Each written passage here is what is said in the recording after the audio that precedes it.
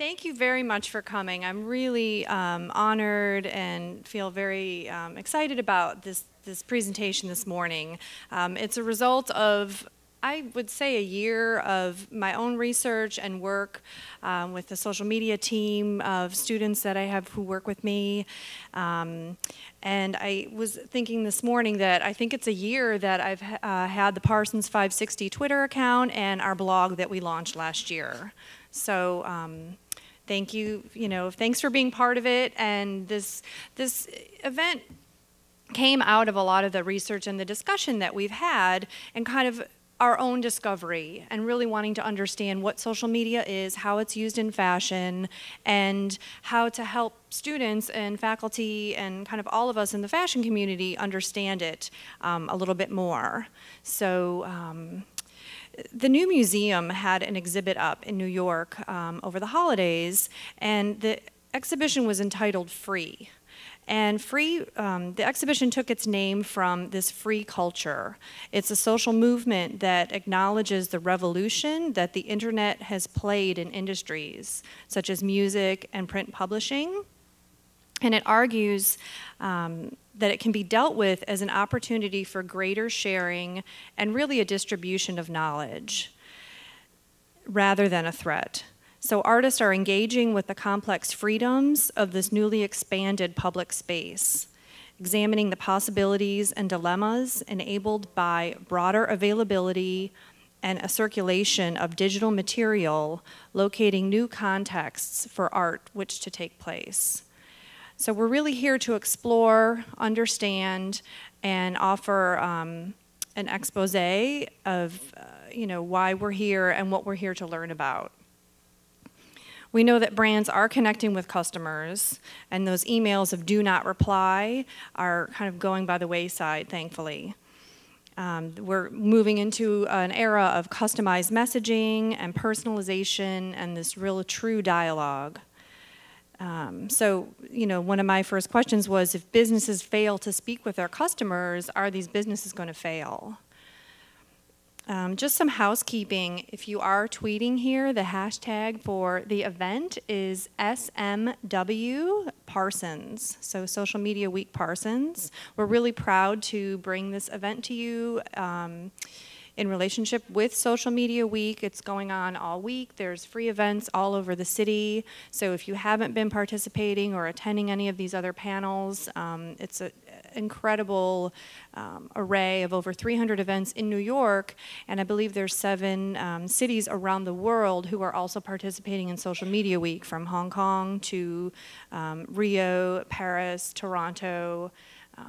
So it's a really amazing, exploding series of events that are being co-produced around the world. So really what I want the presenters to do today is we're going to bring everyone up individually and give them an opportunity to explain to you what their business is all about, how they started, where they're, what they're passionate about, what direction they're taking. And then after each of the presenters has kind of given their, their information, we'll come up and then we'll have a discussion. So what I'd like to do now is invite Levi Maestro up as our first presenter.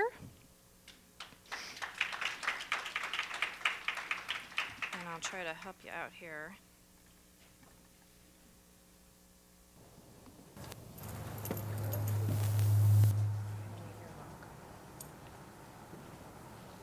Hey, good morning. Hope you guys are doing well.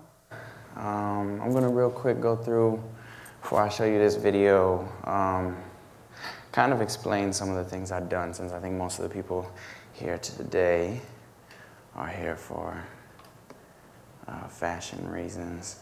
I actually make videos. I started a couple years ago. I live in Los Angeles, and I was interning for a director out there, and I wanted to direct music videos, but all the money fell kind of short in that right when I got there.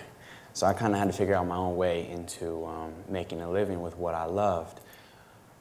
I started shooting a lot of content for different corporate brands.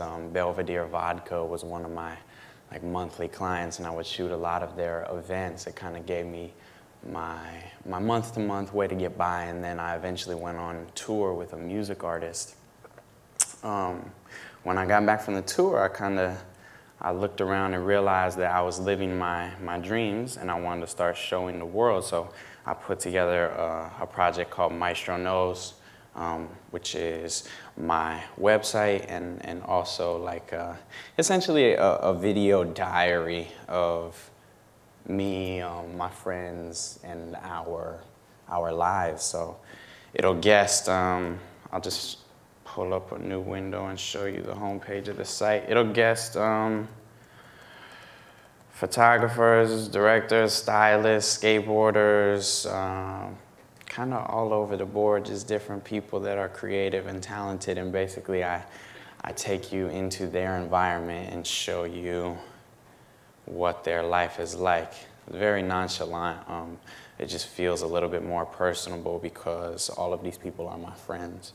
So this is my homepage, and I've been making a push lately to make it a real, actual functioning website. Because funny enough, I actually really dislike the internet.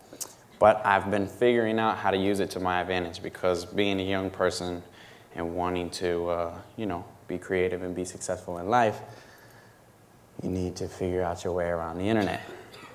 So basically what I've incorporated is, this site is 90% original content made by myself and my friends. The only part that is not is this column right over here that says my likes, which is just different things I post that I see that I like. Everything else, though, I have a column for my intern, a column for one of my friends is a photographer here in New York, and everything else is just divided and real self-explanatory. And then, of course, my videos are at the top. So also recently, a way that I've kind of furthered myself in the social scene is that I joined this ad network, Complex Media Network, which they have about like 40+ websites. It's some of the more popular cool culture, I guess you could say. So they basically brought in ad sales and helped me monetize what I wasn't before, which is really nice. But yeah, with that said anyway, I know that I wanted to show you some of the products I've made in the last little while.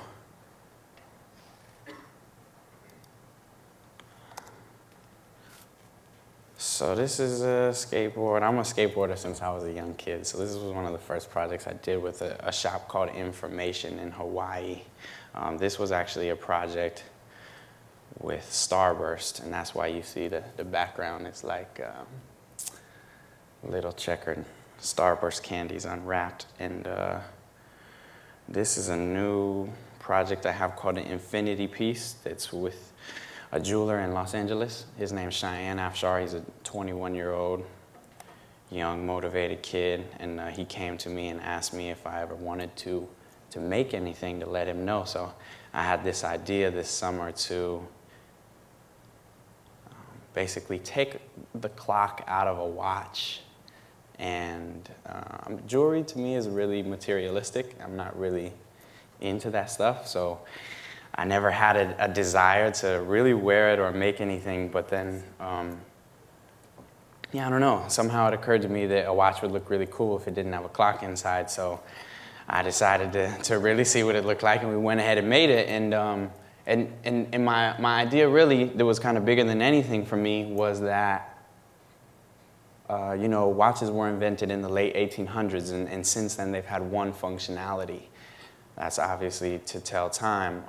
I completely took that functionality away and added symbolism. And the idea is that anything that you're dedicated to or that you love in life and you put your all towards, time becomes irrelevant. It doesn't matter how much time you spend towards it, it becomes a labor of love. So it kind of has that idea. To me, is sort of similar to like someone wearing a wedding ring, you know? It just has a symbolism and a meaning, and it makes it worthwhile.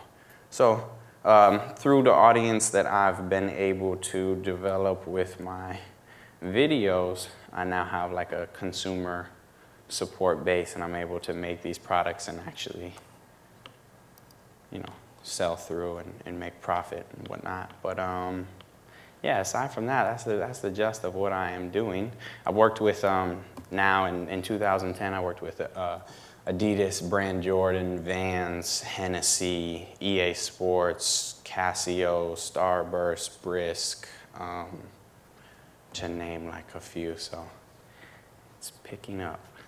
But this is like my weekly show. It's called Maestro Knows. This one is on an artist, his name's Yue Wu. He's from Paris, and I'll just show you like maybe 2 minutes of it to see. In case you don't like it, I won't play the whole thing, you know?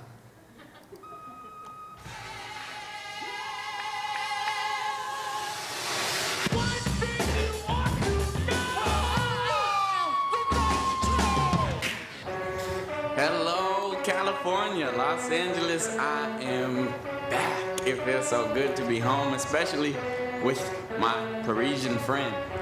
Oui, oui. Oui, oui. This is his first time in Los Angeles. He just came off holiday. Well, he's still on holiday. He's about to go home off holiday. Last day. Anyway, we're going to one of my favorite shops today because he's going to go paint a mural about all the different things that's happened on his trip over at Barracuda on Melrose. So we got to go get him some materials. Home Depot. The Home Depot. They don't know anything about this in Paris. I don't know. Maybe we have one. We definitely have one right here. I'm so excited. I'm gonna pick some colors. I'm between like red and blue or mint and something like orange or apricot. That green and apricot, that looks like Yue Wu colors to me. Okay. Okay. I see you, baby. Hey, apricot, I see you, baby. One other new thing Yue just found is Ralph Lauren paint.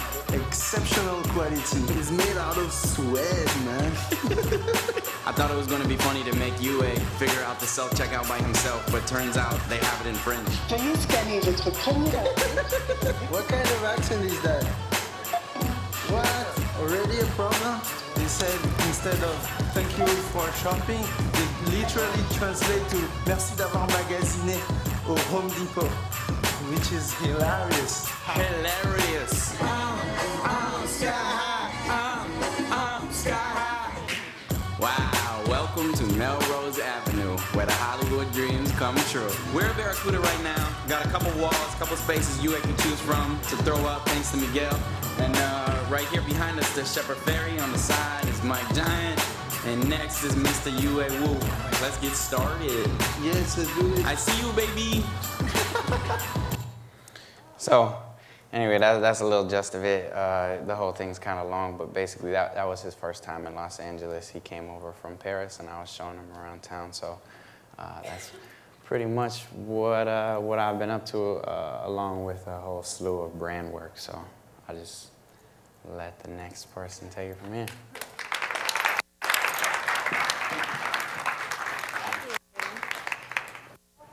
Hi.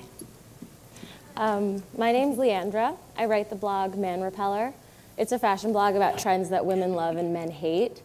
I'm not very well versed in speaking on panels, so I'm just going to tell you a little bit about the inception of the blog and toot my horn about the successes that have come with the blog. So it started last April because so many men wanted to date me and I wanted to get them off my back. Just kidding. Totally kidding. Actually, the opposite. I was at Topshop with a close friend of mine, and we were trying on clothes, and I was kind of complaining about the sad state of my love life at the time. And she was like, dude, look at yourself. And I'm like, what do you mean? I'm awesome. And she was like, you're wearing a denim button-up, buttoned all the way to the top, with high-waisted denim cutoffs and a pair of suede flat booties. They were actually these exact ones in suede. I mean in flat. And in my hand, I was about to go buy a pair of acid wash harem pants and like a sequined blazer with huge shoulder pads. And I was like, oh, so I'm a man repeller. Got it. So I went home that night and turned my misery into a grand success, and I started my blog. So this is it. See? These are two Margiela looks. Love some cardboard across the shoulders. This is from Giambattista Valli, taking a bubble bath while you're walking down the runway. This is a post I just wrote today. So the blog it pretty much just features photos of me turning myself from a decent-looking person into a man repeller. So, you know, like I'll go from step 1, the navy swan to the blue and white swan. Taking my try it looking like I'm part of a 17 magazine fashion spread, adding a vest, and then some tights, socks and sandals, and then a jacket, and then a fur, and then you see, that's how you become a Manrepeller, and that's how you get street style photographed. This is a surefire way to get yourself onto a street style blog. In any case, so yes. Oh, what did I just do? I lost my my folder. Oh, got it. So one of the first exciting things that happened to me was in October of this year when Laura Brown, the features editor at Harper's Bazaar, contacted me about writing an article for their December issue called "Can You Be in Fashion and Still Get a Man?" So that's what I did. It was really exciting. It was the first paid job I got, and with the proceeds, I bought myself a Pro Enza Schuler purse, because that's what any responsible person would do, buy themselves a purse with their first paycheck. So it was just a story about man-repellers and man-getters, you know, the usual. And then in December, my blog that was a fetus turned into a fetus with legs because I was profiled by the New York Times. And so that raised my traffic numbers from about 10,000 a day to 20,000 a day. And now I'm just hitting about 30,000 views a day, which is really, it's totally crazy. I mean, I'm a Lang student. I go to the new school. When I walked in, I'm like, hey, want to see my ID? I go here too. You know, so it's really, it's crazy. It's very humbling to be sitting on panels with people that have started companies on their own. I'm still just a student, and I had an idea, and I just set up a URL and ran with it.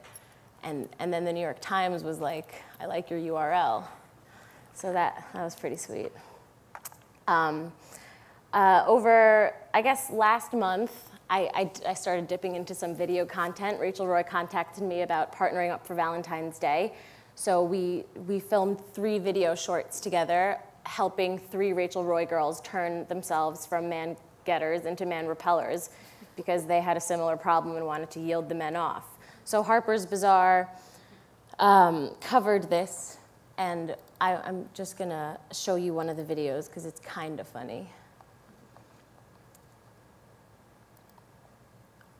Case 1086. In a seething metropolis of blind dating, Jeanette has landed on the avenue of total exasperation. Is there still a diamond in the rough? Rachel.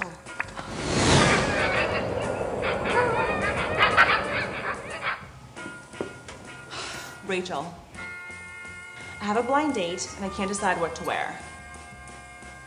I've been through my closet and I can't find anything. I mean, I need to be hot, but not too hot. Can you help me? You need the Manrepeller.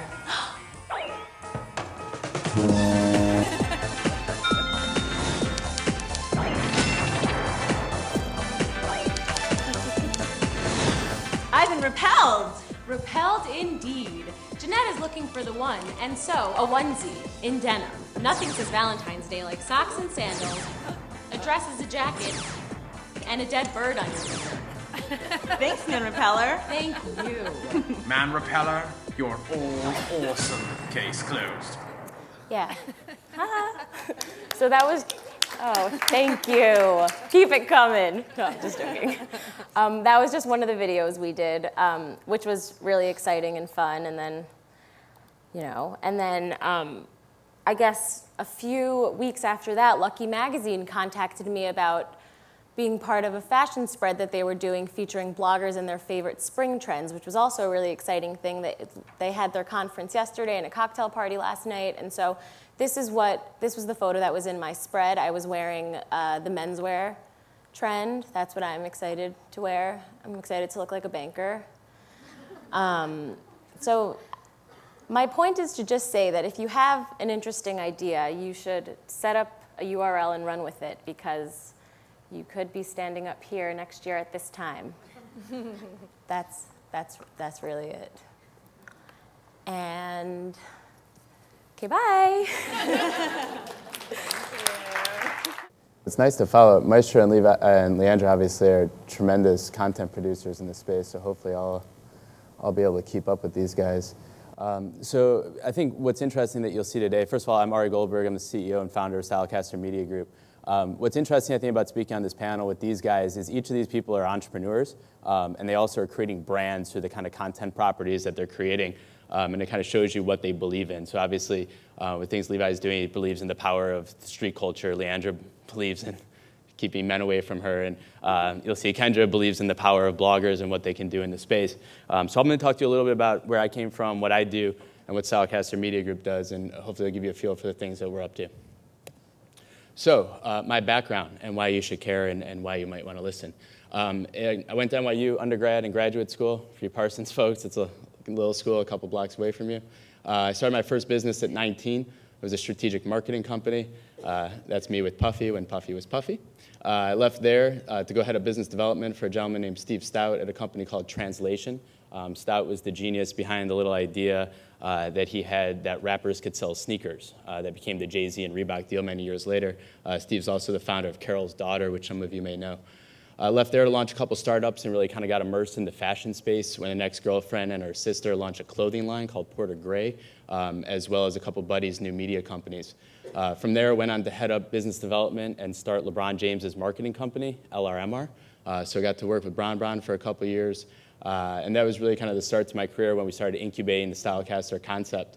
I am a new venture whore. I love startups. To me, they're the most addictive thing in the world. So these are a couple of the ventures that I'm very, very proud to be a part of. We have a production company called Last Pictures. They've done some unbelievable work. Some of you guys may have seen Quickie. I think last week it was the #1 most searched term on Google. It won TechCrunch Disrupt this year. A co-founder of mine, Dougie Imbrew, started that company. My good friend and business partner, Albert Azout, runs our technology company called Sociocast Networks. And day to day, I went from ball players to models. So I get to run StyleCaster. So what is StyleCaster and what do we believe? The press recently came out and called us Condé Nast meets demand media. So everyone in here knows Condé Nast, a little company at 4 Times Square? Cool. Does everybody in here know demand media? Finance majors, yes, they filed for an IPO last week. Very exciting stuff. So the reason we say this and the reason I was excited about it is to me this means StyleCaster is where art meets science. Right? So I think if you look at old media like the Condé Nast, the Hearst, the Hachette's of the world, what they really did well is they mastered the art of publishing, where everything was premium content created by experts that commanded high CPMs and advertising dollars. On the flip side, I think what Demand and AOL Seed and Associated Content have done really well is they've really mastered the science, where everything they're doing is hyper-efficient, cost-effective, and has tremendous scale. StyleCaster, I think, walks a really fine line between those, and that's kind of been our success to date. Our core properties that we own and operate, StyleCaster.com, our flagship, our men's property, Death and Taxes, all the guys, I highly recommend you check that out. Last week, we launched our first dedicated beauty site called Beauty High that I'm super excited about, and then the Masthead. We also believe in the power of bloggers and their ability to interact with top-tier brands in the fashion and lifestyle space. I'm walking around going, the energy is so good here. So I believe in the power of premium content. I believe in allowing experts to create it. So I want to show you a quick look at some of the things that we've done in the past. This was some work we did with BCBG. They were our title sponsor during Fashion Week last year. Some custom content integration. Really, we believe in integration. I believe we're going beyond banner ads. I believe the idea is to really get brands organically immersed in an experience. Here you see Lori Goldstein, arguably the top stylist in the world today, styling a shoot with some great bloggers at the StyleCaster studios that became an original editorial spread. One of the things that separates StyleCaster.com from the competitors in the space is we are the only ones creating premium editorial content exclusively for digital. So you see things in Vogue or on Vogue.com, they're most likely from the magazine and then regurgitated online. We create that stuff all exclusively for digital, and I think that's where the focus of our business is. Leandra gets a lot of press. We're trying to keep up with her. Every now and then, people say some nice things about you. Sometimes they say some not so nice things about you. Never run from the not so nice things. It'll actually get you more traffic in the end. The press is nice. Obviously, when Ad Age writes something nice about you or AOL calls you one of the 5 best startups of the year, your investors get super excited. But to me, what's really much more important are the people. And our tagline and our mission at StyleCaster is style to the people. We came into this business to create the most disruptive media company in the space that really changes a world from where the gatekeepers decide what you think is cool to allowing you and enabling you to decide what you think is cool. So here you see us reaching out way beyond our borders, activating our Twitter, our Facebook, and the things that go on here. Gretchen kind of asked me a little bit to speak about what I believe in content and where it's going. So you see to the left a couple key thoughts I have there. We believe at StyleCaster that the destination is dead. I don't believe that as publishers we can be naive enough to believe that you're going to always come to us. I think we literally have to take style to the people. So if you're on Twitter or you're on Facebook or you're on a blog or whatever it might be, we need to find a way to reach you there. That goes along the line with the second point of obviously going to where the people are. Anybody in here a sports fan? The Gretzky theory? No? Okay, there we go. There's one. Leandra, I know you love Wayne Gretzky. You're not even Canadian. So the Gretzky theory is not to skate to where the puck is, but rather to skate to where the puck is going. And I think one of the things that really separates us, people come into our office and they go, you guys are so great, StyleCaster is so innovative. And I was like, you know, I really would love to take that as a compliment, but a lot of times I actually feel like the tallest midget because we compete in a space where everybody is focused on the wrong things as far as I'm concerned. If you look at the legacy media companies, they're actually still focusing all their talent and all their energy on print, while all their readers and all their advertisers are going to digital. So that's something that to this day I certainly still don't understand. Recently, you guys, a little company called the Huffington Post. Okay, cool. This week, the HuffPo was acquired by AOL. This is something that we've believed in. I'm actually meeting with Ariana next week to discuss these things because we believe in what we call influencer-generated content. This is something, it's a term that we use. It's the idea of having great top-tier talent like the people I'm speaking with create content for the things you're doing. This is now common speak, but 3 years ago when we started StyleCaster, this was insane. Nobody knew what the Huffington Post was 3 years ago. So the idea of really creating an exposure and visibility platform that provides these opportunities. Gretchen was kind enough to come by yesterday with the Parsons Styling Club to StyleCaster, and we spoke a little bit about this. And my challenge to them was, you guys all want to be stylists. That's great. What are you going to do when there's no more magazines? Because the less magazines, that means there's no editorials, right? And there's no editorial advertising spreads. Because when you look online, it's very, very difficult to fit a model on a beach in a 300 by 250 ad unit. So that means less opportunities for stylists, less opportunities for models, less opportunities for photographers, less opportunities for hairstylists, less opportunities for makeup artists. So where we positioned StyleCaster 3 years ago was the idea of creating a platform for exposure and visibility. And this is one of the things that I learned working with the likes of Jay-Z and LeBron was, for those hip-hop fans, you guys probably remember that Jay was going to retire after the Black album, right? We were all going to curl up and hibernate because Jay wasn't going to put out another album. But he's put out 4 albums since. Well, why'd he do that?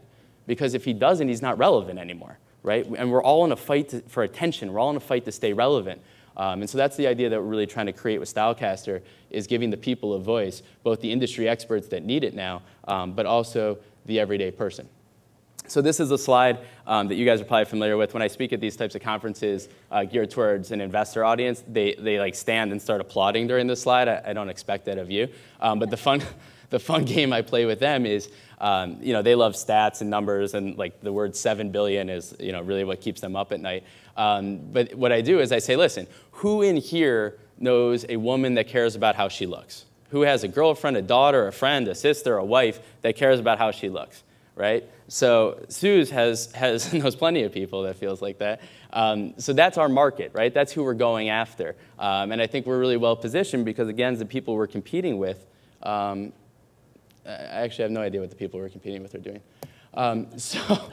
So why is StyleCaster successful in market? I'm happy to talk to this more when we get going.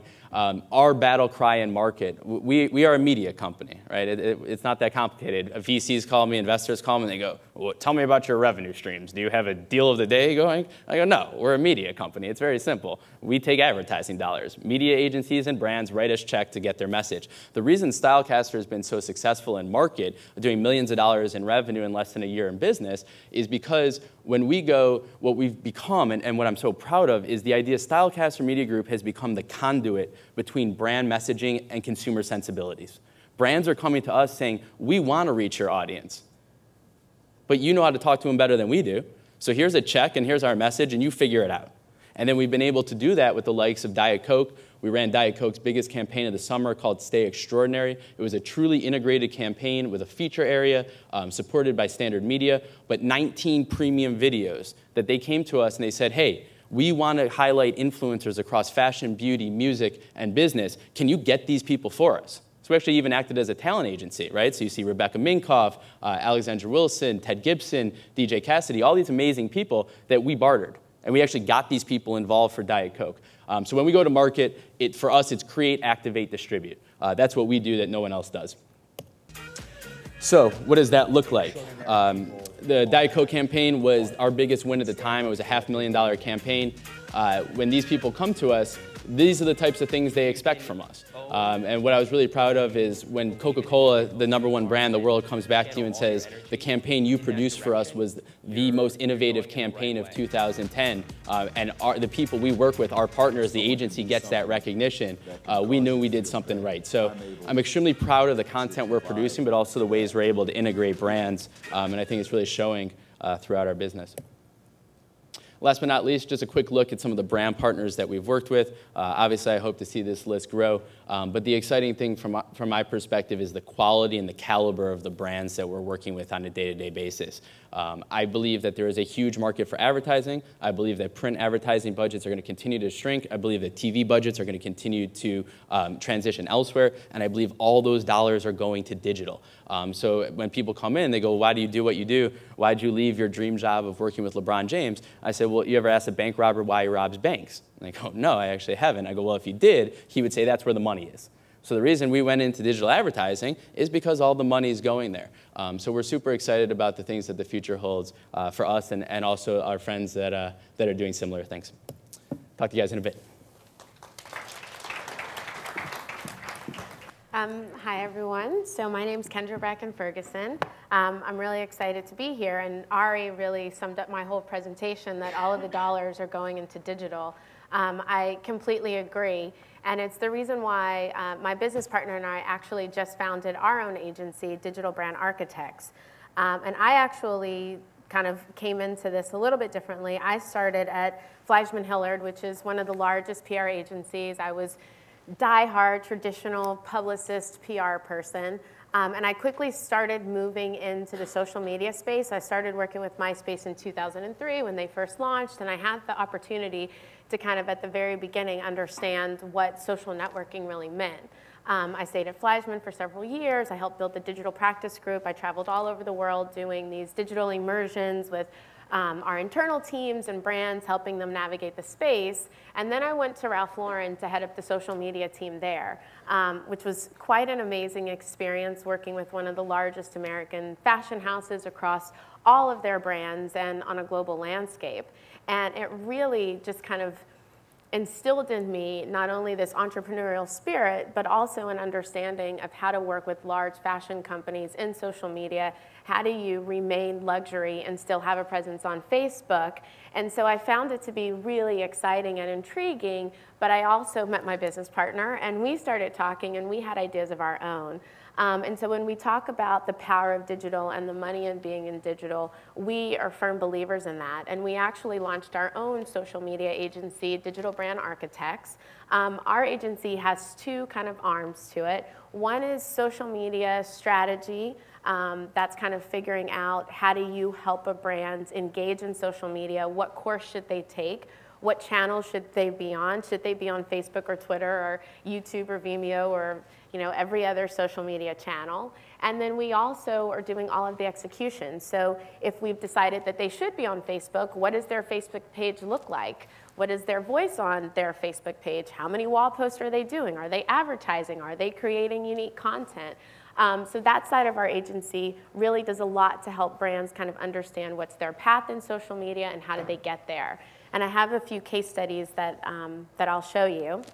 And then the other part of our agency is actually the management arm. And we're really excited about this, and we really feel kind of, as Ari mentioned, that this is kind of the wave of where everything is going when you start to look at who are the influencers. And this part of our company is actually an online talent management agency specifically for bloggers. We've done a lot of research and we've found that we're really one of the only few agencies that's solely dedicated to bloggers and online publishers. So we're really excited about that, and I'll jump in and I'll show you a few case studies of some of the things that we've been doing. Let's see if I can get back here. I'll actually start with this video.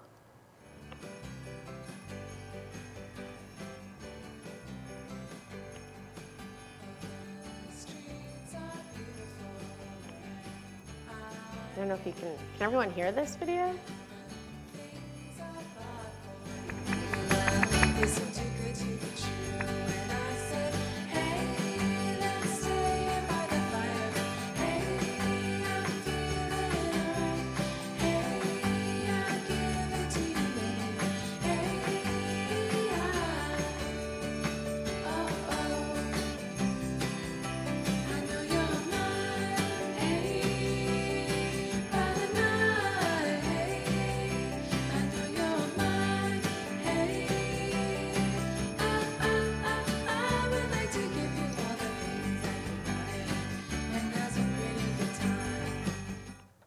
So this is an interesting case study for us. Our agency really does focus on fashion brands, and we work with Tory Burch, Ralph Lauren, Tiffany & Co., Nine West, Brian Atwood.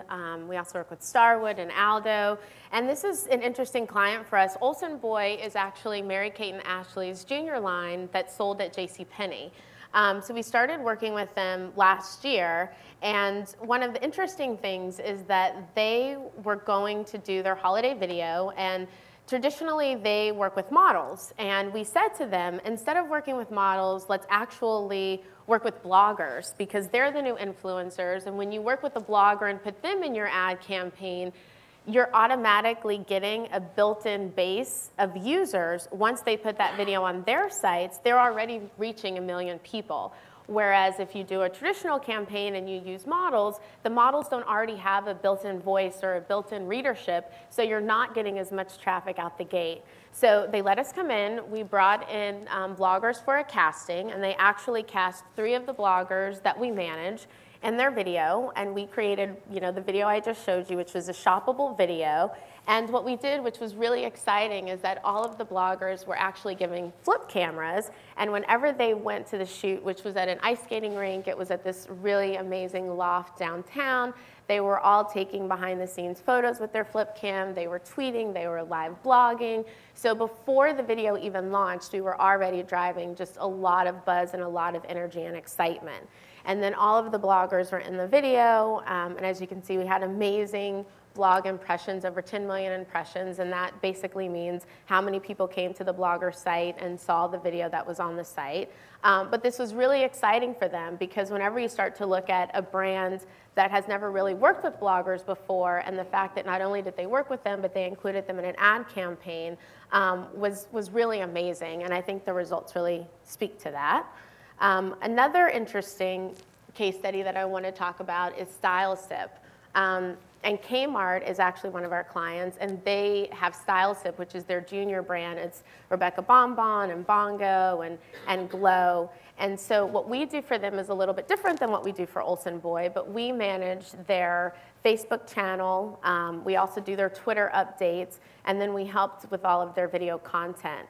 So for this campaign, we actually did another kind of blogger engagement where we created an ambassador program.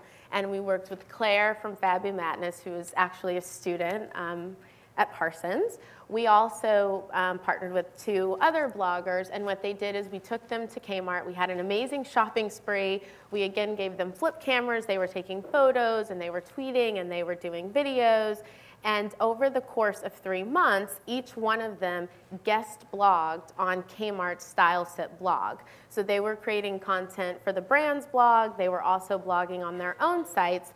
But it was really exciting because over the course of each month, each one of them would talk about how they're wearing, different styles, different looks, what was exciting to them.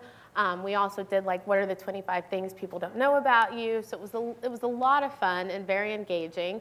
And actually, Holly, one of our YouTube Hall girls, when her video came out, she literally had over 200,000 views in less than 48 hours. So it was a great campaign, again, working with bloggers as real influencers and partnering them with brands. We increased their Twitter engagements from 50 to 750. We increased their Twitter fan base. So another interesting example of how a brand is working with bloggers. And from our agency's perspective, we really start everything with who are the right bloggers for the brand, how influential are they, and how do we really create a dynamic campaign that's going to really benefit the bloggers and be in the same voice and organic to how they're writing on their sites, and then how do we find the right brand partner so that we're creating compelling content. And then the other example I just want to show quickly is Kenneth Cole. So we worked with Kenneth Cole, and this was actually done last year, and this was for their spring 2011 collection. So we partnered with Kenneth. We had an amazing dinner in their showroom. And it's an interesting concept here because we were hired on the social media side of our company, but we were also brought in to bring in bloggers that we work with. So we had this amazing dinner. We had 30 bloggers, and we looked at what were the inspirations from the spring collection. We looked at all the mood boards and all the fabrics and everything that kind of brought that collection together, and then we brought that out in this dinner. So we had jungle salad, we had sage wrapped chicken that was inspired by the desert, and we had a winter kind of dish that was inspired by the winter pieces of the collection. And one of the things that was really interesting was that to invite all of the bloggers, we had Kenneth kind of send a message on a little bloggy cam, and it was literally him saying, I'm so excited to have you come. I look forward to joining you. And I will just play this really quickly. So did you know that the blogger dinner is virtually here? Actually, I'm virtually here, but I will really be there on the 18th. So have your social network join my social network in person, and hopefully they'll like each other.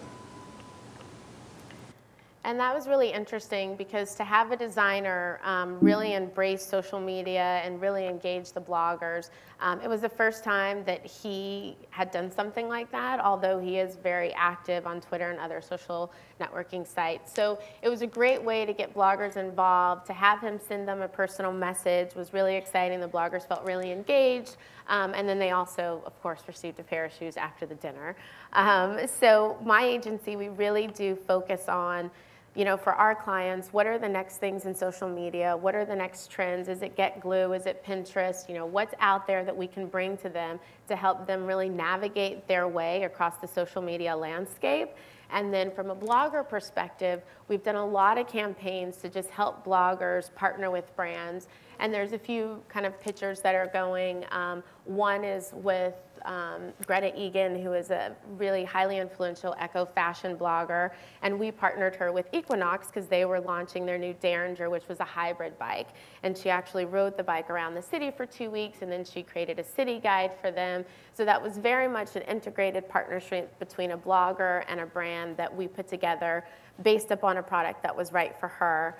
You'll also see something navy up here. We've enlisted her to be the new face of Singer 22's new kind of ad campaign, which is an online shop. We've also partnered with Saucy Glossy to be the new face of the Gilt Webisode series. So there's lots of ways that our agency is really just kind of playing in this space, understanding that digital is the way to go, and then really partnering with bloggers as the influencers and really the drivers of all things digital. So that is me and my agency. I really want to thank everybody for coming, and we're going to have a couple of questions for the panel, and then we'll have a chance for Q&A at the end. So for me, again, it's about discovering who you all are as a person and why you chose this medium, and kind of how you got involved in social media. So I guess I wanted to start with Leandra. How do you think, personally, where you are with your brand or with your business, or how are you feeling about it at this point? I'm actually very surprised with how successful it's become so quickly. I wasn't expecting this to happen at all. I really started the blog as a sort of forum for me and my friends to laugh, something for us to look at, and I think the very quick progression of people picking it up and people wanting to partner with me. I actually have a collaboration coming out with a designer that I can't make reference to right now because it's still under wraps, but I co-designed a piece for her fall collection. And so it's sort of not even just parlaying into me writing for publication, it's becoming me, you know, being on video and styling and actually designing, which is amazing. It really is. Yeah. I'm really happy. I literally turned nothing into something. It was just a URL that I paid $10 for. And I really think that you all are like that. You're all entrepreneurs in your own right and have kind of created something from your own inspiration. Exposing yourself using social media is kind of a risky proposition, and a lot of people say that you know, it's very brave, I think, to be in this space. I don't know, how do you feel about that, or maybe Ari, you want to take this? I mean, I can totally relate to it. Personally, how many people in here are on Twitter? I saw some of you guys tweeting at me. Keep tweeting. I need the followers. I gotta catch up with this one. So, you know, when Twitter came out, yeah, I'm gonna try that. She gamed the system. So I used to intern at StyleCaster. I was gonna bring that up. Oh. So anyway, I'll get to that. So anyways, when Twitter first came out, I mean, I wanted nothing to do with it. I just, A, I'm not that interesting to begin with, and B, I couldn't figure out why you would spend time. We're gonna do this whole little dialogue. It's gonna be great. You guys are gonna love it.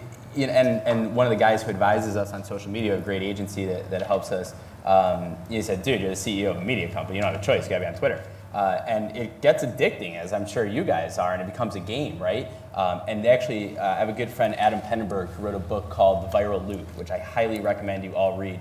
And what Penneberg speaks about is the research actually shows when people take part on social networks, their levels of happiness increase by 10%. 4 minutes on Facebook makes you 10% happier. 4 minutes on Twitter makes you 10% happier. It's an unbelievable thing. So, you know, Twitter to me is a necessary evil, and hopefully, you know, I'm there to entertain. Like, and you have to find your stick. Like, these guys are really interesting talent. You know, following LeBron on Twitter is fun. I'm not that interesting, so you have to give the people what they want, right? So I tweet Jay-Z lyrics, and people love it. Like, I get no more tweets than when I tweet Jay. So my job is to do that, I guess. But we take that into our content strategy, and we really focus on giving the people what they want. But we took the idea of social media and built it into the lifeblood of StyleCaster. And again, what separates us as a company is no one's doing this. You know, we talk about building the Condé Nast of the 21st century. And when you think about actually what you would do if you rebuild Condé Nast, you wouldn't change a lot, right? You would still keep it hyper-verticalized. You would still keep it focused on premium content. You would still go after high fashion and sex and lifestyle, and you would go after fitness and all the different categories that they cover. But the two things that you would change is you'd make it completely social, and you'd build in the network for people to be part of the conversation, right? And the other thing is you'd go all digital, and it wouldn't be print. So I think StyleCaster Media Group is really set up well, and I think all those things, not just for us as individuals, but really as entrepreneurs, my job is to create a platform where people can have that conversation around their passion points. Mm-hmm. And Levi, how do you feel about that? Exposing yourself and being open, you know, and yeah. Yeah, with me, I just wanted something that I owned. I was sick of working for other people, and it was really as easy as that. I mean, I've been making videos since I was like 14, 15 years old, so it's been something that I've known how to do for a while. I just decided to, you know, make it in a different capsule. And then when I began my show, I knew it was something that would be really popular if it got the proper viewership. So the question was more so like how to get that. So I definitely had kind of like motivation and strategy from the start point. It wasn't something like, oh, I'm gonna do this for fun. It was, I want a TV show because I saw all these other people on reality TV, and I was like, I could definitely have a TV show. But instead of just saying that, like a lot of people would, I took the initiative to go make it. So now, instead of me, like, I could have tried to shoot a pilot 2 years ago and go and take it there, but now I have the artillery of like having a worldwide following and worked with over a dozen like billion-dollar companies and a few products with my name on them, so on and so forth. So Is the public persona different from the private? As far as? I guess not then. I mean, what? Oh, like what I'm offering. And what you yeah, know, well, I don't give 100% of myself. You know, I mean, everybody's got to keep something to themselves. Right. Because otherwise, you're just going to end up like bitter. Because if you put all of yourself out there, then the world does with it what they'll do. You know what I mean? Then at the end of the day, you don't have anything because there's just nothing for yourself. So, but for the most part, I mean, everything that I do promote is absolutely the way that I live my life. Like, I keep it very, very positive. I don't bring any negativity or drama into any of the content that I make, whether it's for me or someone else, because I just think that's like unnecessary. But I guess a little bit different, I think, than the rest of these three is that I started in digital media to get to traditional media. I don't like care for it. I think it's kind of lame that people just like spend their life on the internet. It's just a personal. It's just a personal preference. Like, don't throw anything. To me, I would rather be outside. You know, I would rather be like experiencing like real people and real time things. I'm not like cutting it short by any means. I just think that if in a couple years we're all inside. Put the phone down. Yeah. So, like that's my deal. Like I say, like I started this only because I'm going for a TV show. So to me, the thing is, digital media is only respectable to a certain point. It's almost like if you accomplish a lot, then people will respect you for it. But at the end of the day, it's disposable. Like you watch a video online maybe once, or you bookmark and you watch it a couple times. But like television, I mean, great television shows used to be on reruns and watched over and over and over, or like they'll be sold as seasons on DVD, you know? And I just think that that's unfortunate that people aren't seeming to put enough like quality or passion into work for it to be like glorified or respected like that anymore. So, I mean, hopefully if they can combine like traits and kind of bring in like new qualities to all of this massive content, then I think it would be great. But that's just the only difference for what I was doing it for was I don't care so much for it. I was just trying to like use it as, you know how someone gets an internship to get a real job? That's like what the internet is to me. Wow. What do you see, Kendra, with some of the bloggers exposing themselves? And I'm also really curious about Avatar, about the name that you use, and how important is that? And are people, you know, are you locked into that name once you start? And have you seen any of the bloggers change?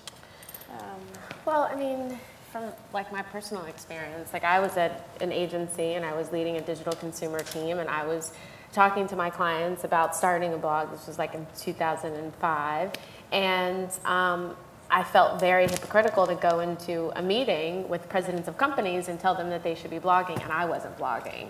So I was more like, I have to be blogging, I have to be on Facebook, I have to use all of these tools so that whenever I went into a meeting and I was talking to a brand, I could talk from personal experience about what it does feel like to have to create a blog and update content every day and find the content and source the content, or how does it feel to be on Facebook and Twitter. So mine, you know, kind of started that way so that I could feel like I was a credible person to be speaking on all of these things. And then in my business, you know, I have to stay on top of what are the new trends, how do you work with them, how is Facebook Places different than Foursquare, different than Gowalla. So I find it very intriguing, and it's our business model, and I do think that it is the way of the world, and I think that there are positive things that come out of understanding the technology, being able to use it.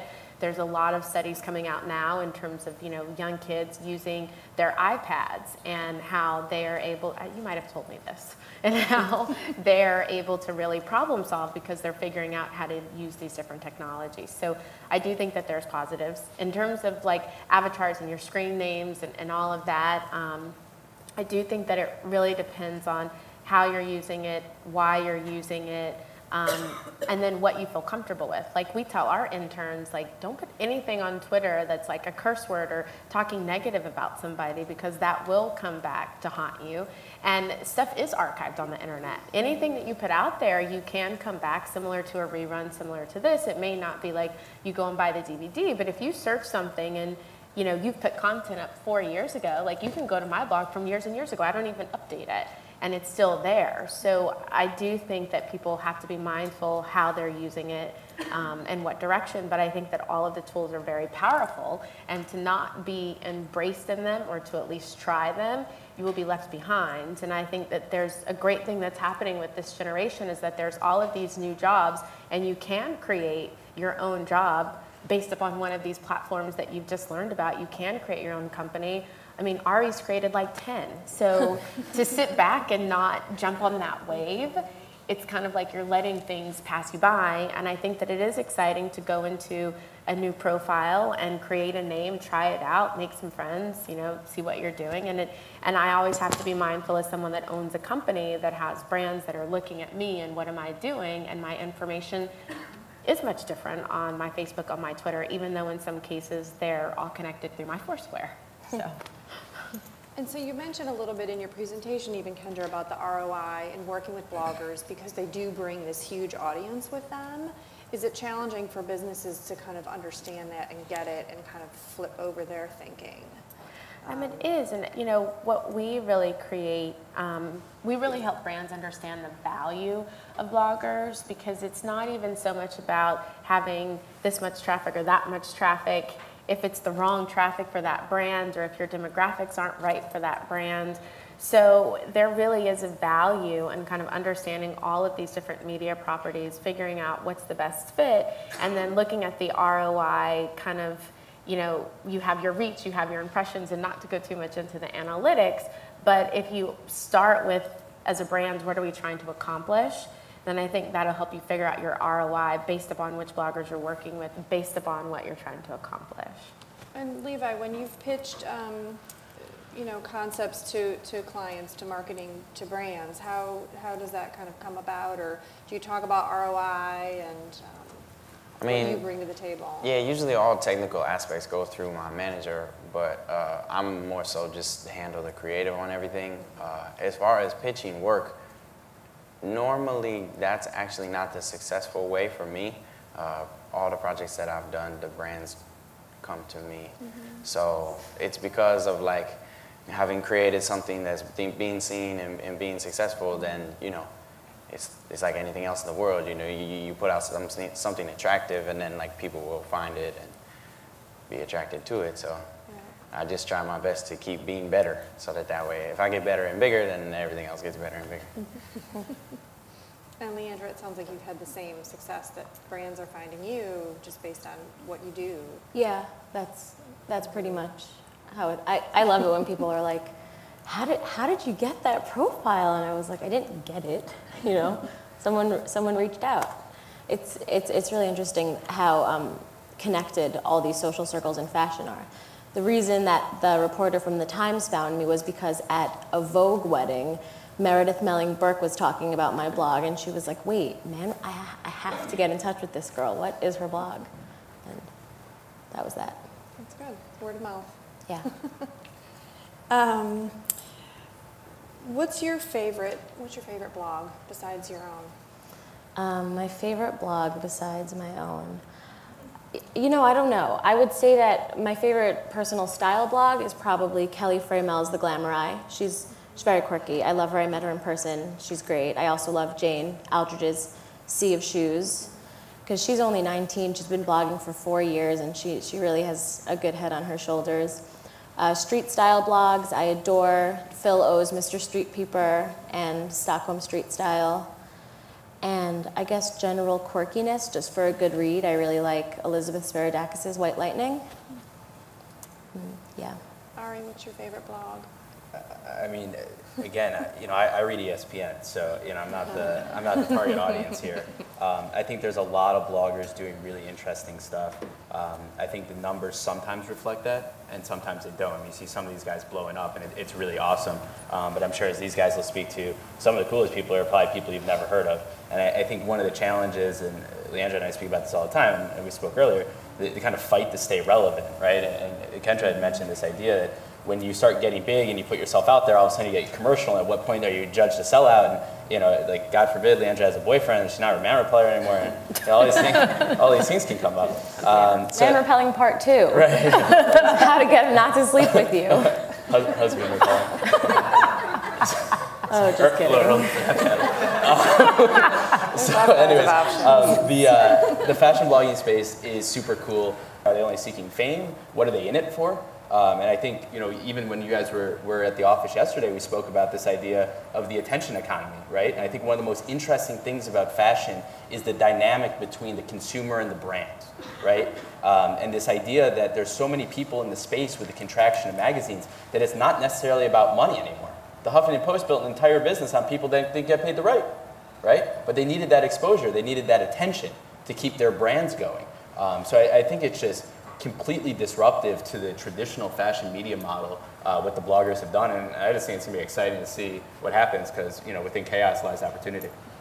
There is a very good point in that, because at the core of fashion lies consumerism. Fashion is about purchasing these things, and because bloggers are updating so often and things go viral so quickly in this day and age, and there are clicks to buy everywhere on a blog, I'm saying, it is in the better interest of boutiques to be starting affiliate programs with bloggers. And I'm not just saying that because I'm a blogger, but I have found, I've been told by contacts at Shopbop that when I link to things, it will sell out within the first hour that it's up, which is really And how does that change for global interest in brands or you know, exposure, I guess?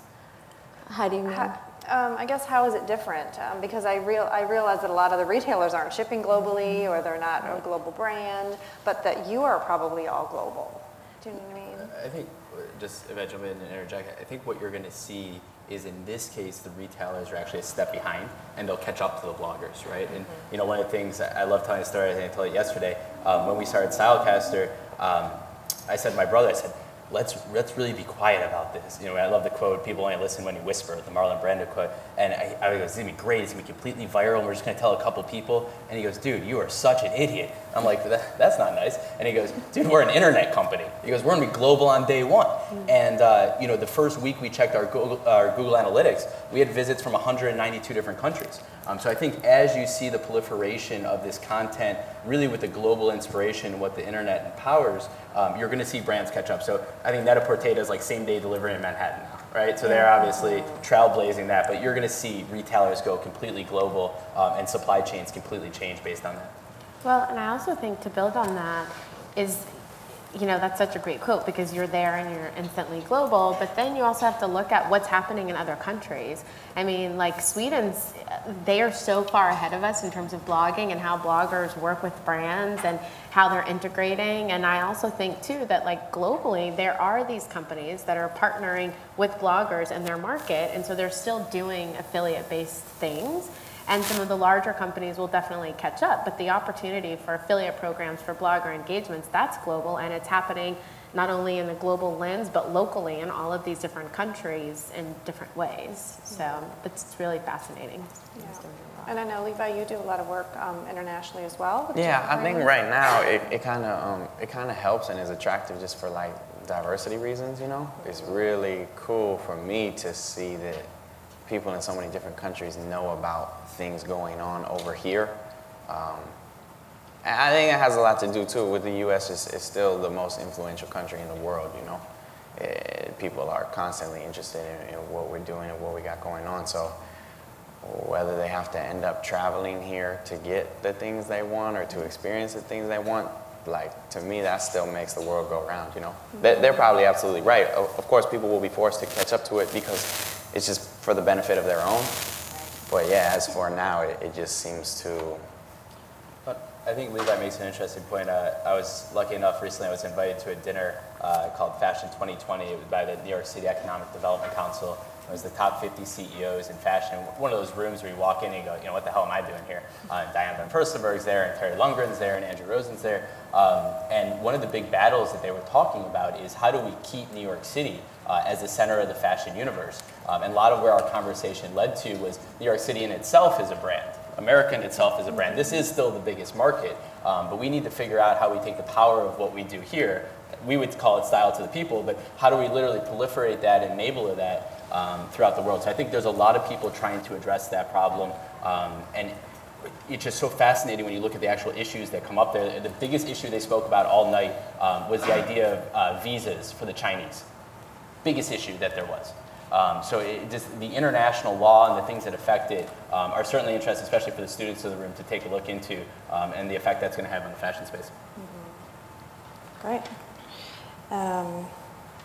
What are some tips that you would give for students to start blogging? I know a lot of the students are, you know, how do I jump in, and what's the first thing I should do, and you know, do I want to create especially the design students who might want to create a new collection for themselves or a brand for themselves, and even if they aren't starting their own collection right away, you still need to create a brand and online portfolio, and I don't know, what are some of the tips that you would offer to students to start? I mean, well, I would say that because the blogging world is such an oversaturated market, an interesting and engaging idea is really everything. To have that at first is really important. If you're sort of a design student and you just need somewhere to display your work, I would more, it's not really about an interesting and engaging idea because you just need an internet portfolio. And I would definitely suggest Tumblr as your forum for that, because the way that things get reblogged and how it's set up sort of as like a little photo diary, a photo journal is just really smart for designers and photographers and things like that.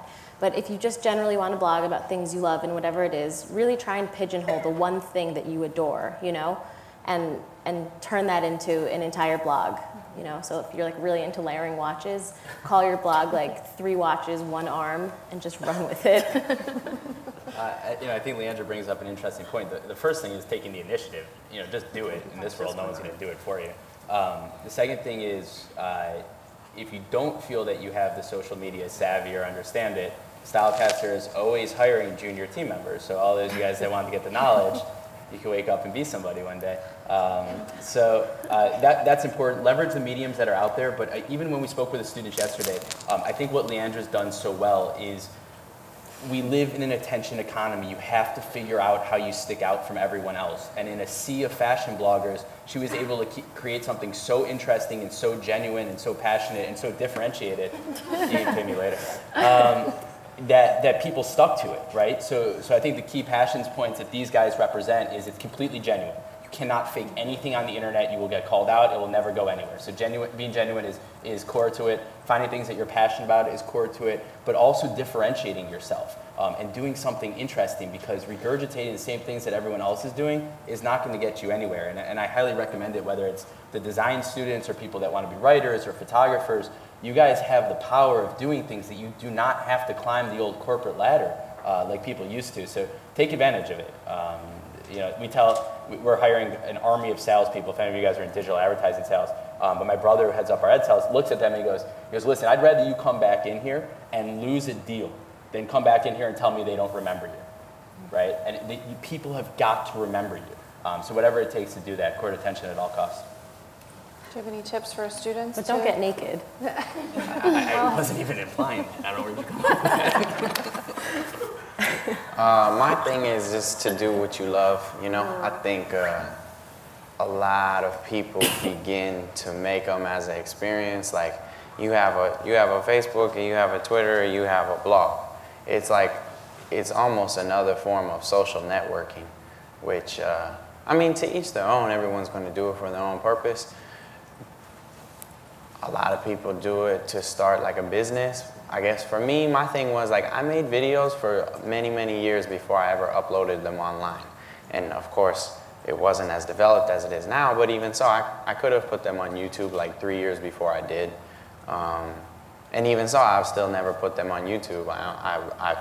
I waited till I found like something like Vimeo that was a nice platform and just like, to me, I don't know, it showcased it the right way, you know? So it's still my art, and like I make money with it and it's my business, but I waited until I found the way that it felt right to do so. So like, this is what I love, and I wouldn't put it out there any other way. I would just imagine that anyone else that really appreciates whatever they do would want to do that, you know? And it like, the whole thing about how he said to be genuine, like people will see if you're generic, it is very true, you know? Like, everyone kind of has a gimmick, because the word gimmick is sort of like cut down, like people give it a bad term, you know? A gimmick is like something that's fake, but it's not necessarily like, I have a gimmick. My gimmick is that I make my videos 100%, like I film myself, I edit them. It looks kind of ridiculous sometimes, but no one else is doing it, or if they are, it's not as good as the way I do it. So like, you can have a gimmick that's a quality gimmick, and that's what can make it work for you, you know? I think that it's very important to just figure out a way, like I just only did something slightly different than other people I've seen, and that's how it's working well for me. Yeah, it's like finding your voice too. Absolutely. And understanding what you're interested in. Yeah, and do you see that as well, Kendra? Because I know you said you have quite a few bloggers that you work with. Yeah, I mean, I think that just the biggest thing, I mean, there's such an opportunity right now, and I'll just say it again, like you are really creating like what the next jobs are going to be, and you're at such an amazing position. All of these brands are like, how do I get into social media? How do I understand this? How do I understand that? And you're at such a great time to like really embrace all of these media channels and to go in with the skill set that people in the companies don't have. More because they weren't coming along where you could go to a school and you had iPads in your classroom and you could download your, you know, you could get a webinar on your entire series and like never even go to class. So there's all of these different tools. And Kendra's not recommending that. No, I'm not recommending that. I went to every class. It's like embracing it and like taking risk and figuring things out. And you know, that was one of the things. I left an amazing job at Ralph Lauren and I took a risk. And what I said to myself was, you know what, if this company doesn't work, there's going to be all of these other jobs and there's going to be all of these other things that I can create for myself, that I can learn, that I can try and do. And I think that's the same thing. Like, figuring out like what are you really passionate about, figuring out how to create that. You can create your own business, you can go out and get investors. Ari will stay after and talk to you about how to do it. So there's all of these like, there's all these great moments. And even in terms of the blogs, I mean, my agency, we represent about 40 bloggers, and we believe in all of these bloggers, and we believe that they all have their unique characteristic that is going to make them successful. 41 after today, Kendra. 41 after today, thank you. We've been trying to get her. And, you know, we believe in them, but we've also helped them figure out what their talents are. There's an amazing blogger, we talked about White Lightning. Elizabeth is amazing. She can pick out a band before it becomes like big news, before it goes public, and she's amazing with music. And so being able to partner her with brands to create a playlist, she just did a playlist for a Club Monaco event, which was amazing. That was pulling out her talent, and then she put that on her blog, and that's something else that she has that other bloggers don't have. We have another blogger who's an amazing baker, and so not only is she personal style, but she's been baking treats for Tory Burch's Preview or for Juicy's Fashions Night Out. And that's like a secret talent that she has. So it really is figuring out what are you passionate about, what's your talent, how do you differentiate yourself from other people, and then just really bringing that to life. And so that's really what we try and foster. And the other thing, I'm gonna do a plug like Ari for interns, but I was an intern, that's how I got my start. I firmly believe in internships, networking and meeting other people and just really getting out there and creating something, because you can. Right, even if your blog isn't a one-stop shop to fame, it's a really good way to, what? Jeez. I think the point, Fame and fortune. The point that Leandra meant to me is that she had actually an awesome blog when she was in Paris that had one of my favorite names ever. And then it was called 4 Months in Paris. It's a great name for a blog. And then it ended. Yeah, because the 4 months ended. But no, my point was to say that even if your blog doesn't become a full-time job, it is an amazing way, once you exploit that talent, to put yourself out there and help you find a job. I have 2 offers for when I graduate already. which is amazing because I still have another 5 months to graduate.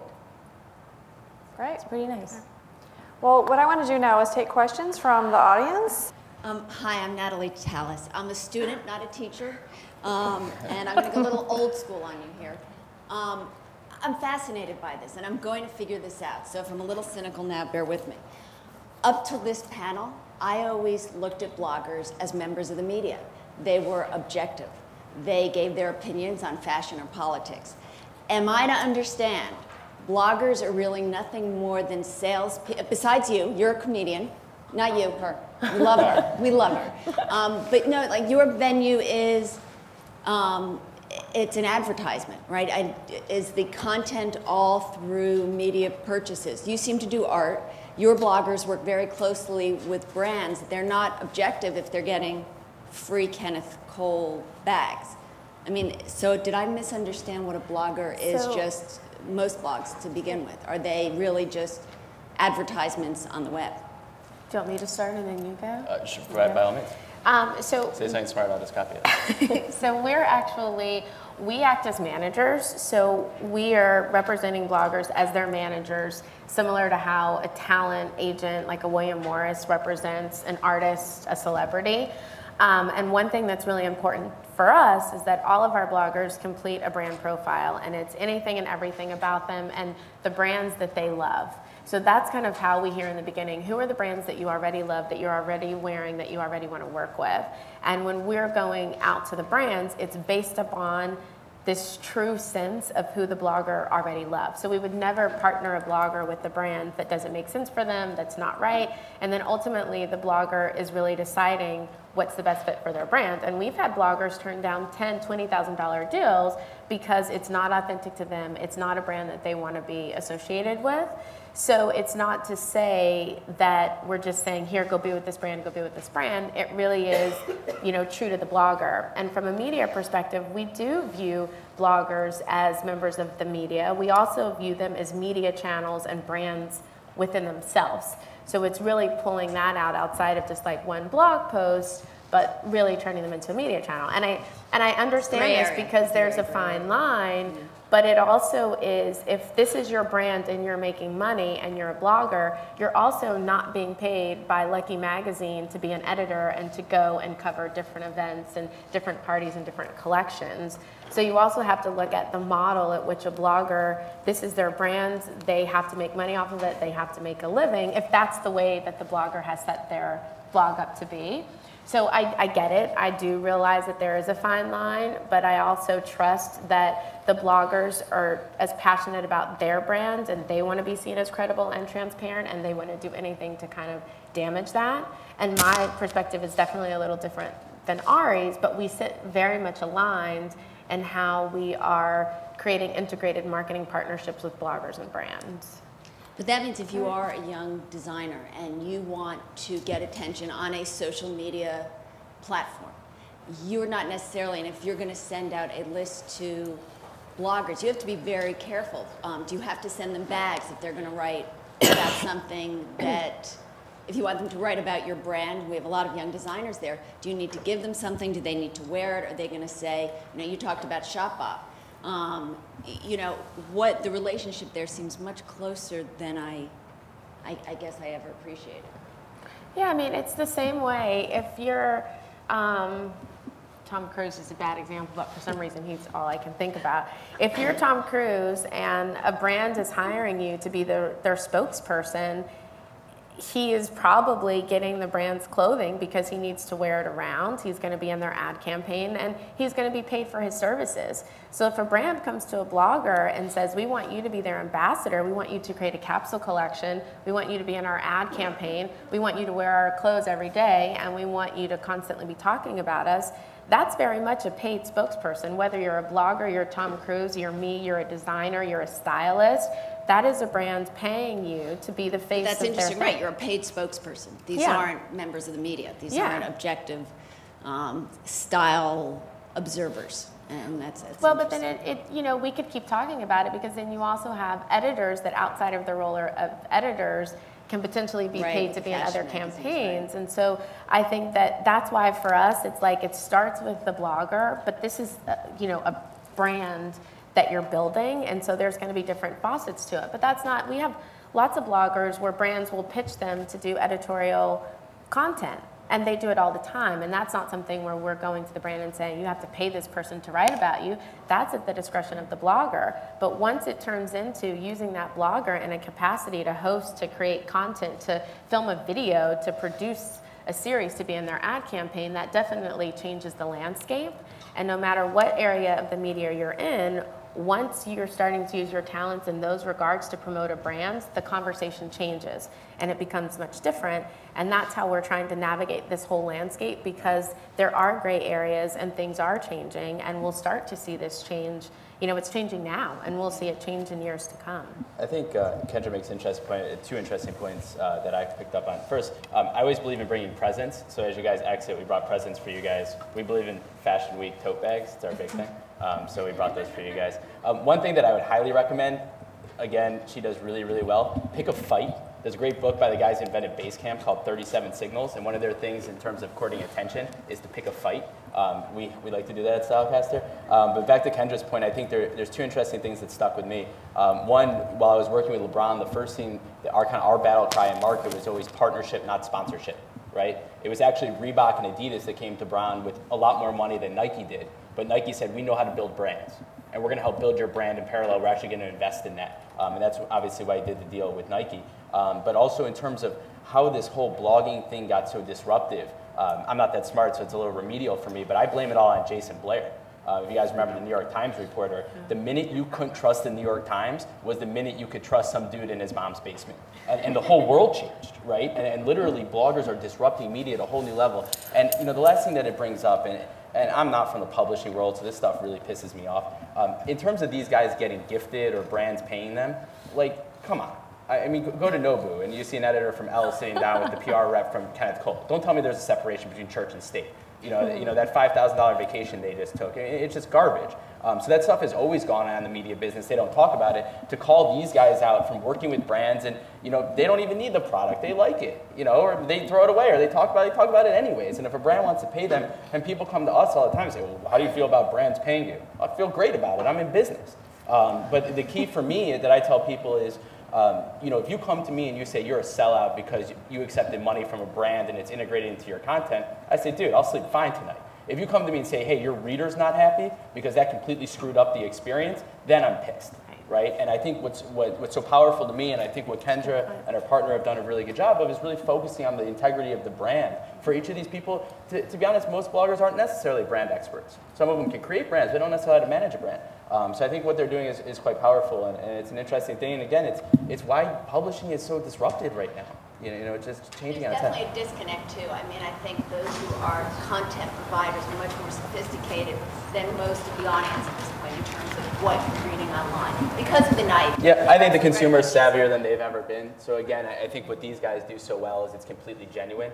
I mean, the minute you sell out to a brand is the minute you risk your readership, and I think, you know, all of them have done a really good job of kind of managing that. And the other ones, it's a simple market economy. You know, it's supply and demand. If they sell out, the demand won't be there. The first thing I always tell people is that if you're starting a blog because you want to make it, you want to start making money, then just don't do it, because you're never going to become successful if you're doing it for that, you know? The most important thing about blogging is knowing that even if you weren't getting anything for it, you would still be doing it. And sometimes it really is just about helping your readers. Like yesterday, I posted about this website called Mikot Market. It's like this amazing online e-commerce boutique that sells awesome clothing. It's like Alexander Wang-esque, Helmut Lang type things, everything priced between like $20 and $70. That's like a sweet find that I wanted to share with people. I mean, the week before, she had brought attention to me by sending me a whole gift bag of the things, but if I didn't feel like that was on brand and didn't fit the aesthetic of my blog, I wouldn't have incorporated it into the blog. It's at the blogger's discretion. I mean, the Rachel Roy thing is a great example of working with a brand that was still true to Manrepeller. I mean, that was genius. And it's all about figuring out how do you do those moments and still be true to your brand. If she had done something that was even remotely different, it would have been off-brand. People wouldn't have liked it. They wouldn't have gotten it. So it's like, but that brand was able to work with her and still stay true. There's other brands that aren't going to be able to do that, and she won't work with them. Becoming a spinster, but I will look good. I will have nice clothes on. We have another question. Hi, my name is Agyesh. My question is for Ari. And the one thing about digital is, I worked in the digital field before, I'm an alumni here, and the thing is, everything is measurable, there's metrics for everything, and that's, when you go to any investor meeting, that's the first thing they ask you. How are you going to measure the success of this campaign for me? I'll do this, we'll pay that much. So what kind of metrics are you guys setting up at StyleCaster? For example, the BCBG campaign. It's a brilliant branding campaign, I get it, and it might even replace some of their advertising budget. But moving it from there, what kind of metrics do you propose to these brands for future investment in social media as a long-term investment? Yeah, it's a very astute question. My brother does a great job, and he always says, the blessing and the curse of online is that it can all be measured, right? And you know what? People lied in print, they're going to lie online. That's not going to change. But we do have better tracking mechanisms. Actually, it's something that I believe the future of media is data and technology, and our business, StyleCaster, is completely focused on that. I think one of the major shifts that you'll see from an agency perspective is you'll see people stop buying demographics and markets, and they'll start buying audience. And that's exactly what we're focused on. And that's where I think these guys can really come to life. Because the truth of the matter is, most bloggers don't drive a lot of traffic, and they don't really monetize. They make a couple bucks here or there, and maybe they drive some traffic. These aren't major media companies. But what we're focusing on StyleCaster is, I've seen the analytics of a lot of these bloggers. They might drive, say, 10, 15,000 uniques a month. 15,000 individuals go to the site, but they might drive 100,000 visits, right? Because they're driving very passionate, loyal audiences. Media agencies aren't going to pay attention to that. It's literally not worth their time to write a check. But when you're buying audience and you see the passion points of that audience, it'll get there. So, the truth of the matter is, we always say, sell what people are buying. And right now, people buy metrics based on uniques, time on site, page views, impressions, and all these numbers can be fudged. I mean, literally, the media agencies, and you see the upheaval going on there because they don't know what they're looking at. They don't know what their client's holding them accountable to. So it's really kind of always a moving target. What we've focused on at StyleCaster is really creating a brand that, again, this idea of being the conduit between brand messaging and consumer sensibilities. They love us because we do have the reach. We do reach 1.5 million, 2 million people on a monthly basis. That's great, but more importantly, we can translate their message properly. And we go head to head, and people are like, what separates you from Glam? I go, I charge a $35 CPM, they charge a $2 CPM, right? And they go, well, but Glam has 54 million uniques. I go, yeah, 30 million of them come from my yearbook. Anybody knew that? But they're a women's lifestyle network, aren't they? So, I mean, those things are all a sham. The market's getting a lot smarter right now. You got to build reach. There's no doubt that you need scale, but you also need the opportunities to integrate. And the metrics, you figure out, as a business and an entrepreneur, you're going to figure out the metrics that tell your story best. Just tell the best story you can. Great. Is another question? Explain impressions? Yeah. So the impression is what advertisers are buying based on standard media. It's basically how many times somebody sees something, right? So if you go to a page on StyleCaster, you might see a 160 by 600, next to a 300 by 250. Those are two separate ad units. If someone comes to that page, it counts as 2 impressions, right? So this is where it gets a little bit tricky, right? Because if Leandra comes to our site, the first time, she's counted as 1 unique. She looked at 1 page, 2 impressions.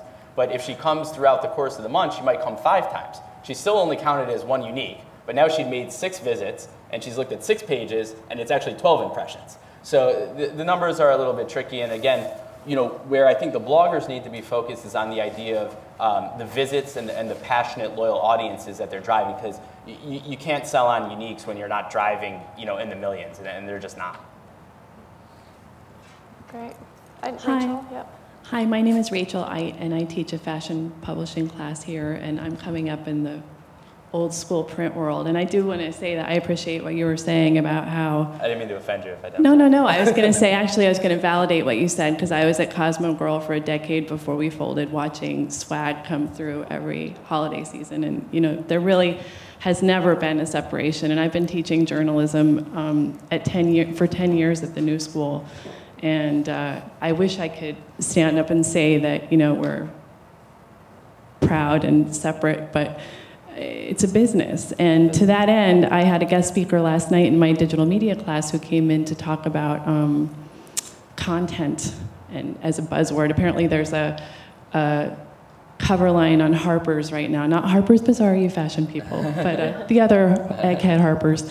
And it says, like, we're content free, which is sort of an inside funny joke about how, you know, we're actually running long format, we believe in the old school. And I guess my ultimate question, even though I sort of feel like I'm babbling a little bit, but this is, you've really gotten my mind spinning here, is what are us old school writers supposed to do with something, in living in a world where Huffington Post doesn't pay you? I feel like I'm always, personally, as a full-time freelancer, skating this very delicate balance of, you know, you've got your paid gigs in print, which are really the ones that pay you well, and then you have to like juggle the free gigs, and it's like, I don't know. Yeah. It's a huge, big question. I don't even know how you would answer that. I would just say that you got to pivot. You got to change what you're doing, and you got to find new angles. I mean, there's always going to be a need for quality content. I do believe in premium content. I believe that even Google, with their algorithm for the page rank, is now shutting off content farms like Associated Content and Demand that are just kind of garbage content that gets thrown up. So there will always be a need for quality content, but I don't necessarily think that people are always going to get paid for content.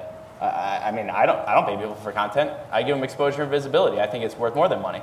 So I think that you need to get out there. You need to establish the presence, and you have to find your niche. It's like you're using it as a marketing tool, like my friends who are writing on the Huffington Post who are writers, and they're suddenly getting 47,000, you know, hits on Amazon. That's really what they're getting out of it. Exactly. I think writing is becoming a marketing tool. Thanks. There's, Okay. My name is Pete. I'm not associated with Parsons. I'm here for Social Media Week. What I'm trying to do merges fashion and music.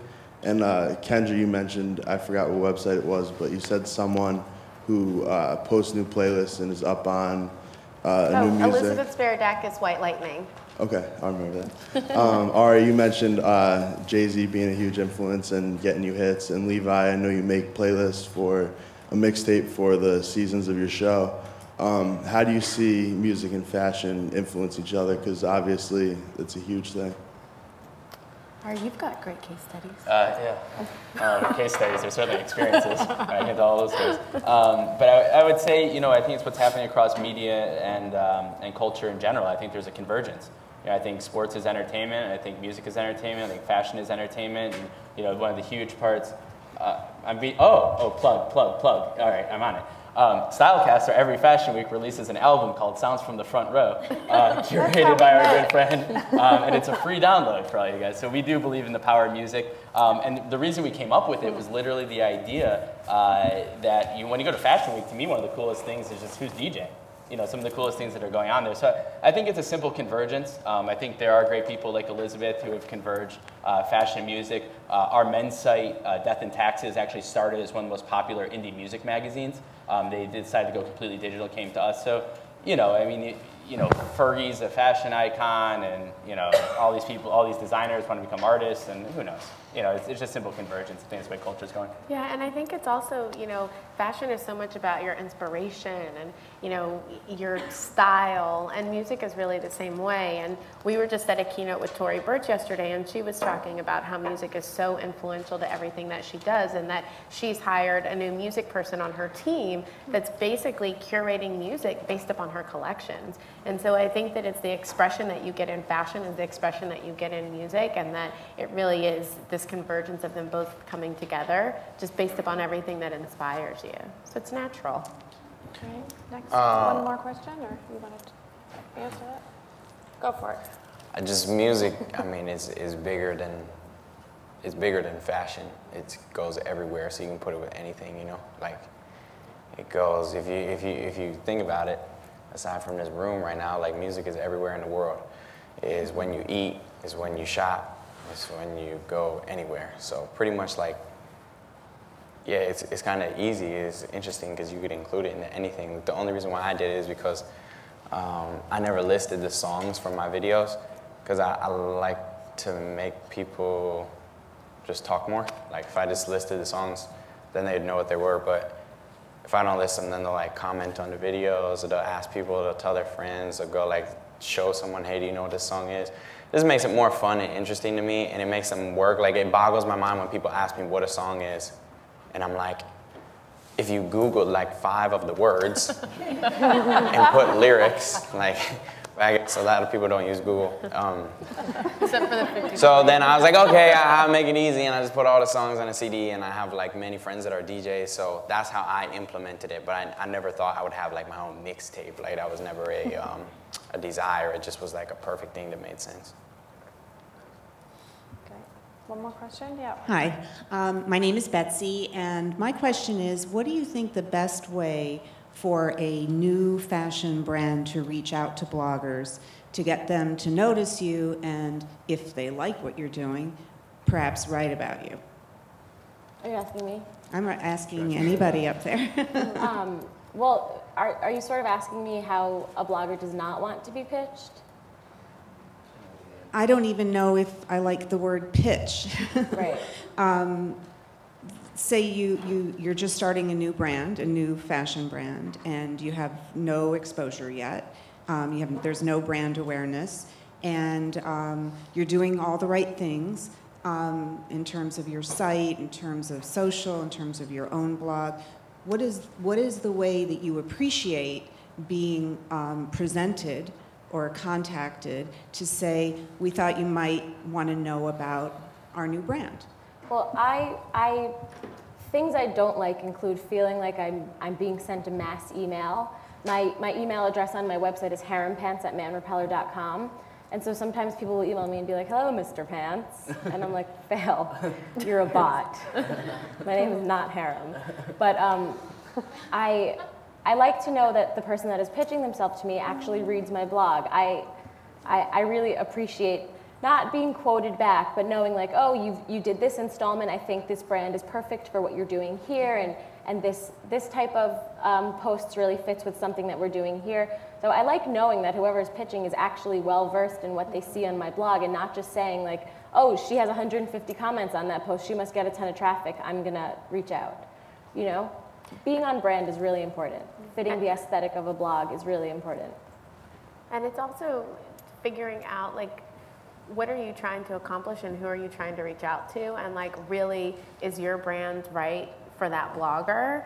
And that really speaks to it. And also, if you are going to reach out to a personal style blogger and you're just going to send them a photo and information, that's not what personal style bloggers do.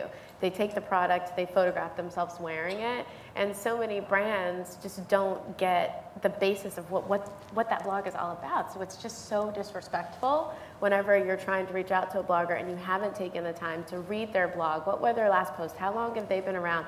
Did they write about that? Did they take photos of themselves? Did they, you know, if they go to a preview, do they cover previews or do they not? And so there's a lot, I think, that has to happen before you even get to the place of reaching out to a specific blogger. I would just add to what these guys are saying. I think it's smart. I mean, the first thing I would say is that, to me, social media is PR for the web, right? So you got to get involved in the conversation. Twitter, Facebook, you build a presence. What are you doing from a search perspective? You know, the social media is just one aspect of it, right? How are people finding out about you? In addition to that, I think fashion, more than most spaces, is completely relationship driven. It's all relationships, and you get out there and you're buddy with one, and it really gets out there. But even like we spoke about earlier, what are you doing to differentiate? What are you doing to differentiate? You know, do you send flowers with that shirt that you're sending them? You know, did you take them to dinner? And what are you doing to differentiate yourself from all the other people that are trying to hawk product on them, because there are so many. So I think building the relationships, getting involved in the conversation, tweeting with them, Facebook, whatever it might be, commenting on their blog. At the end, listen, the only 2 guarantees in life are we all got a dark side and we all got egos. Play to people's egos. And we read comments. I know who's commenting over and over. I read all my comments, and I know who's following me on Twitter. When she reached out about speaking on this panel, she's like, hey, it's Gretchen at Parsons560, and I was like, oh, duh, she's my buddy. I don't even think it's that so much to it as giving somebody a reason to post it. Like, all that stuff of trying to make yourself stand out by doing something extra that someone hasn't before is just kind of like trying to kiss somebody's ass in a better way, you know what I mean? Like, for me, I gave people a reason to post my product.